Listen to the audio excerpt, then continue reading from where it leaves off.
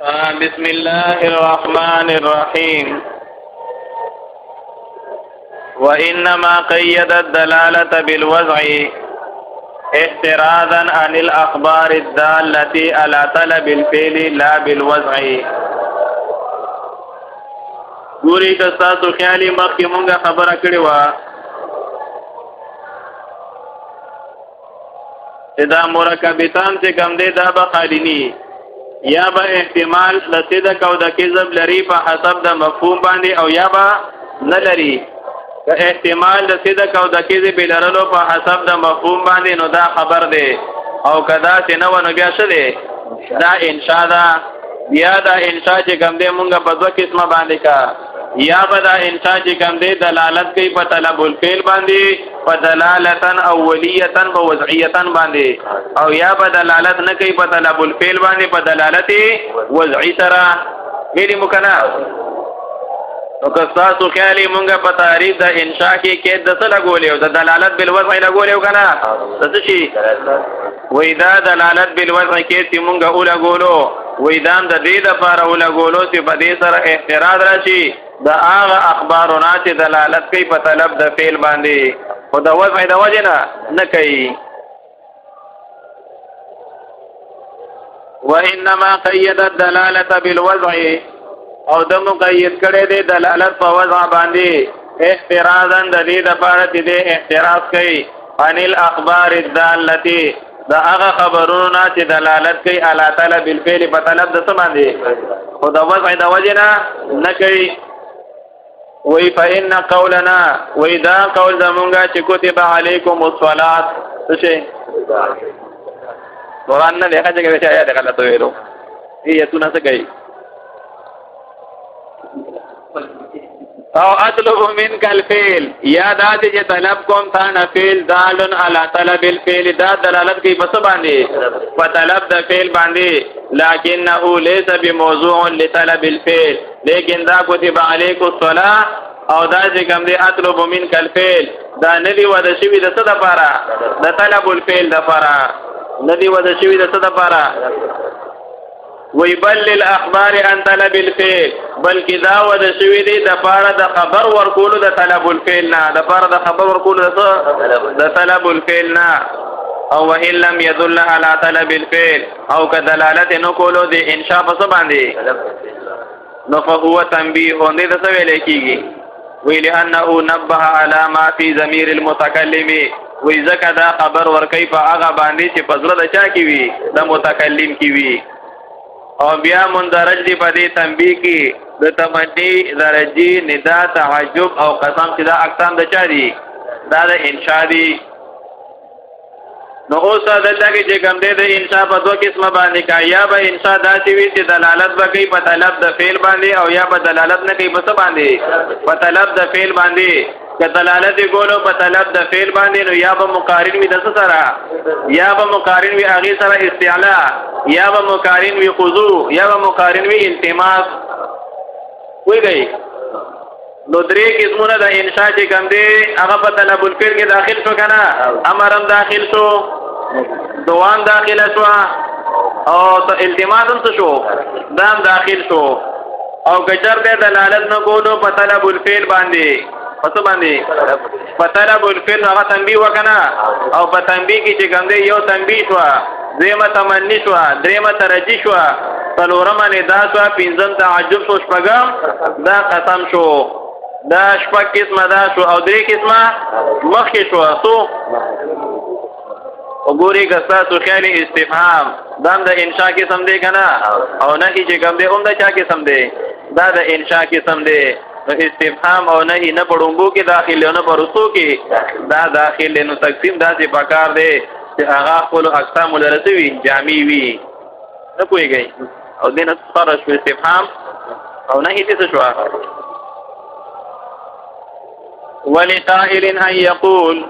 او د معترض لپاره جائز دي چې وایي الاستفهام والنهي خارجان عن القسمه استفهام او نهي چې کوم دی دا دواړه خارج دي دسنه وی اما الاستفهام لگا استفهام دی ولی خارج دی وی فلانه لا يليق جعله من التنبيه وی ځکه مناسب ندی ګرځول د استفهام د تنبیه نه الک اولی مناسب ندی وی لانه استعلام ما فی ضمیر المخاطب وی دا خو معلومه ولدي د هغه خبرې چې په ضمیر د مخاطب کې دي د مخاطب په ځل کې چې کوم خبره ده کنه هغه چې ته معلومه نو پس به معلومه پتا پوس به معلومه په استفهام کا ببل څه ها ویلا تنبیه علی ما فی ضمیر المتکلم استفهام چې کوم دی دا تنبیه نه د په هغه خبره باندې چې په ضمیر د چا کې وي د متکلم کې وي نو ګوره دا استفهام کو په تنبیه کې نشه داخله ولې پس کې نو استفهام خارج او که خارج نشو و اما النهي او نهي چې کوم دی دا په امر کې نشه داخله ولې وی فلی عدم دخوله تحت الامر داخله نه د نهي لاندې د سنه د امرنا وی لانه دال علی طلب الترک وی ځکه نهي دلالت کوي په طلب الترک باندې کنه لا علی طلب الفعل دلالت نه کوي په څه باندې په طلب الفعل باندې پوښوي نو تعریف د انشاء دا معنی نسو دا جامع نسو خپل افراد لرا استفهام جنا خارج شو او دا غرنګ نه جنا شو دا ته نه خارج شو نو اوس دلته کې دی لګي کېږي د دې نه جواب کوي ښا و عدم ذکر دا مستلزم نه دي سره خروج د قسم لره د اقسامونه عدم ذکر دا مستلزم نه دی خروج د یو قسم لره د سره دا د خپل اقسامونه ما د استفهام نو ونه غستو نو د دې معنا دا نه چې دا استفهام د سره دا په انشاء کې داخل نشو کویږي دا استفهام چې کوم دی دا داخله په تنبیهون کې پس کې داخله وی لیکن المصنف ادرج الاستفهام تحت التنبیه لیکن مصنف چې کوم دی داخل کړي دی استفهام لاندې د سنه د تنبیه نه الګ استفهام کو ویل کېږي استعلام ما فی ضمیر المخاطب او تنبیه څه ته وی وی علامه فی ضمیر المتکلم نه پويږي استفهام کې استعلام دی په تنبیه کې څه وی خبر ورکولی په هغه باندې چې په ضمیر د چا کې وي د متکلم کې وي او استعلام په ضمیر د مخاطب کې نه پويږي نو دې لګي کې نو څنګه استفهام داخل کړي دی په تنبیه کې ښا نو دې جواب کوي ولم يعتبر المناسبه اللغويه وإذا الحمد لله يهديكم الله ويصلح بالكم وعده چې دا استفهام داخل کړي دی لاندې د تنبیهون نو دلته کې د مناسبت لغوي د دواړو په منځ کې نه دی معتبر کړي ولم يعتبر المناسبه اللغويه او نه دی معتبر کړي دی مصنف مناسبت لغوي او نه هی چې کوم دی دا داخله کړي دا لاندې د امرنا نه هی د چا داخله کړي دا امر وی بناءن وی دا نه دا بنا کړي د پدې باندې چې الله ان ترکا ونه کې ترک الفعل وی کنه ها نو دا ترک چې کوم دی او وقف النفس سوي دا باندې د نفس کنه ترک څه دی کف النفس بندول د سوي د نفس ترک چې کوم دی عدم فعل ته نه وای څه نه وای عدم فعل اما من شانه ان يكون فعلا هغه چې د شان د اغي نسوي دا فعل وی کویږي اغه ته نفي وی ښا تور دا وی نو نه داخله څه پس کې په امر د لاندې داخله شوها ځکه په امر کې کول یو په دې کې کول شو کا په نفس بندول شو کنه څه شو دا بندول یو کار نه دی اوس دې لګي کېږي دا مصنف وی غلو اردنا اراده ما فی القسمت وی کچر ته مونږه اراده ولرو د وروړلو د استفهام او د نهی په تقسیم کې معنا دا مونږه د انشاء په تقسیم کې څه کوو دا ذکر کوو نو دا سی بوایو ال انشاء اما ان لا يدل على طلب شيء على طلب شيء بالوضع انشاء چې کوم دی دا به خالینی یا به دلالت نه کوي په طلب د شی باندې بالوضع کوئی گئی نو دا تنبیهون شو کنا او یدل یا بس کوي نو کچر ته دلالت کولو په طلب شی باندې بالوضع نو بیا به خالینی اما ان يكون المطلوب الفهم یا به کوم دی مطلوب څه وي دا به فهم وي نو فهو الاستفهام دي تسوي او غیره بیا به کوم دی یا به غیر فهم وي یا به مطلوب څه وي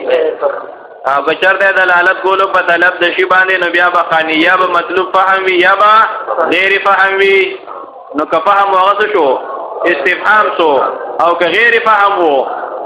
نو هغه بیا دا نور شي نه شو ها شو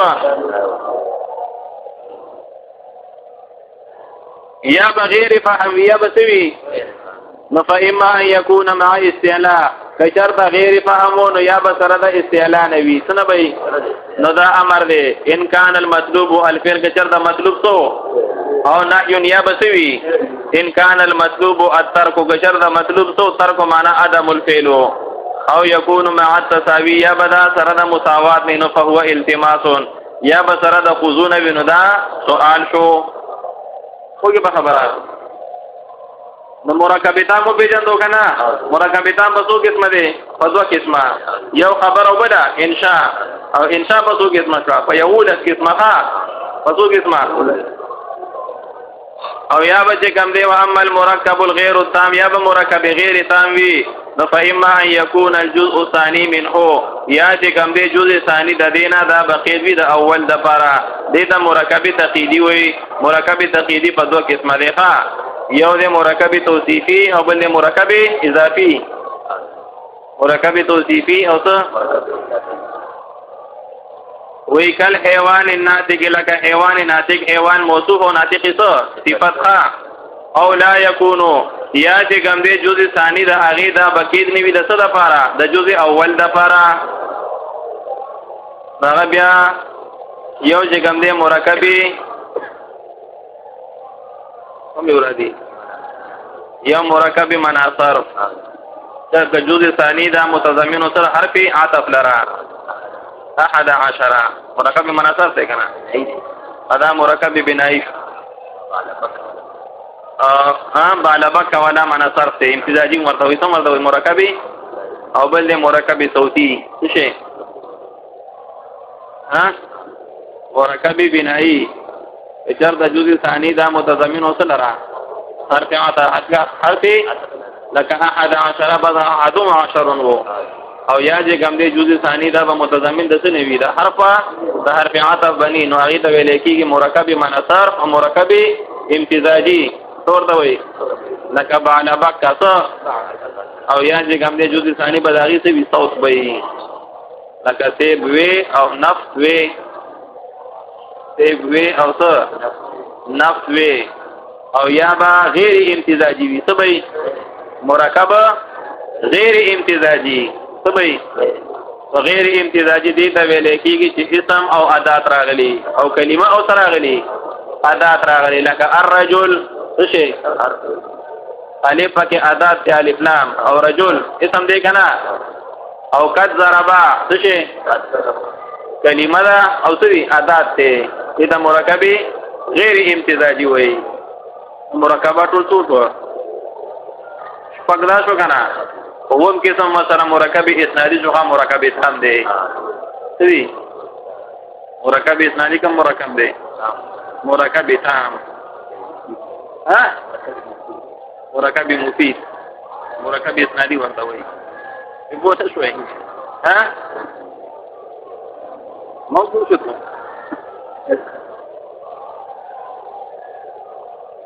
او لا يكون یا بجزء ثانی دا غینه چې کوم دی کې دا اول د فارنی او هو غیر تقیدی او دا غیر تقیدی دی لکه مرکب د اسمنا او د اداتنا او مرکب د کلمې او د ثنا هر کله چې مصنف رحمت الله علیه فارغ شو د بیان د فصل اول نه فصل اول چې کوم دی دا په مفرداتو کې وو وڅ کې وو